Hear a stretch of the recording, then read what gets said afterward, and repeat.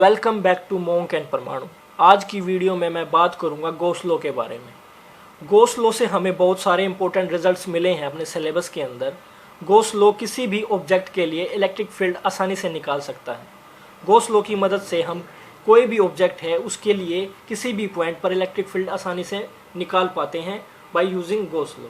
अब Gauss law से क्या सिर्फ सिमेट्रिक ऑब्जेक्ट्स का इलेक्ट्रिक फील्ड निकलता है या फिर चार्ज की पोजीशन अगर सिमेट्रिक हो, जैसे किसी भी स्फेयर के सेंटर में अगर चार्ज है तो हम आसानी से गॉस लॉ निकाल सकते हैं। लेकिन क्या अगर चार्ज उस सेंटर से हटकर कहीं और दूसरी जगह पर हो, क्या तब भी हम गॉस लॉ को यूज़ करके उसका जो इलेक्ट्रिक फील्ड है किसी भी पॉइंट पर उस चार्ज का इलेक्ट्रिक फील्ड आसानी से निकाल पाएंगे कि नहीं पाएंगे, ये इस वीडियो में हम देखेंगे। इस वीडियो में मैं प्रूव करूँगा कि जो गॉस लॉ है वो डिपेंड नहीं करता है कि चार्ज की पोजीशन कहाँ है।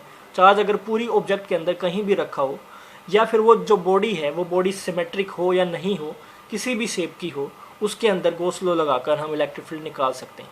तो चलिए शुरू करते हैं आज की वीडियो को शुरू करने से पहले इस चैनल को सब्सक्राइब करें ताकि इस तरह की वीडियो आपको मिलती रहे।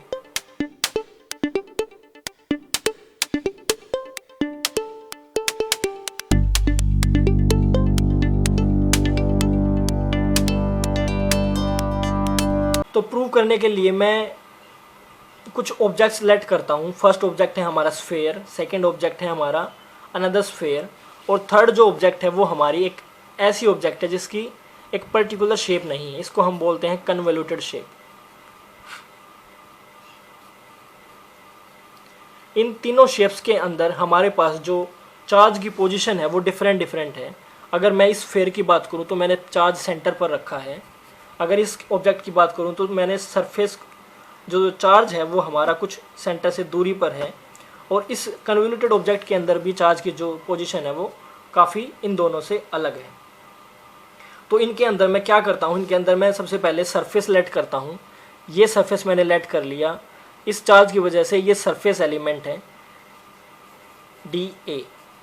इसके अंदर जो सरफेस एलिमेंट होगा वो मैंने लेट कर लिया कि ये गॉसियन सरफेस है इस चार्ज के लिए, और उसका जो सरफेस एलिमेंट है वो ये है DA। अब इलेक्ट्रिक फील्ड की जो डायरेक्शन है वो मैंने इस तरह फाइंड आउट की, रेडियली आउटवर्ड, इस केस में भी और इस केस में भी। और यहाँ पर इलेक्ट्रिक फील्ड की जो वैल्यू होगी वो इस तरह है, और DA यहाँ से इस तरह है।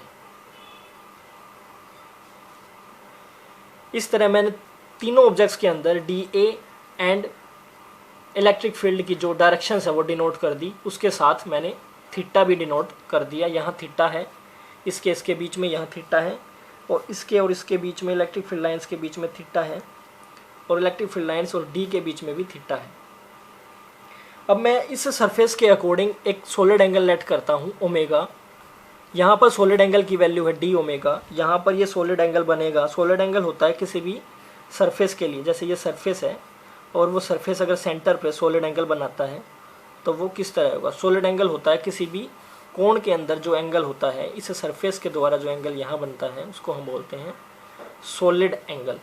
अब इन तीनों ऑब्जेक्ट्स के अंदर मैंने सॉलिड एंगल लेट कर लिया है, और अब हम बढ़ते हैं अपनी डेरिवेशन के लिए। तो हर एक केस के अंदर हमने जो सॉलिड एंगल लेट किया है वो है D ओमेगा, और वो डिपेंड करता है DA cos theta over R square यहाँ पर रेडियस है।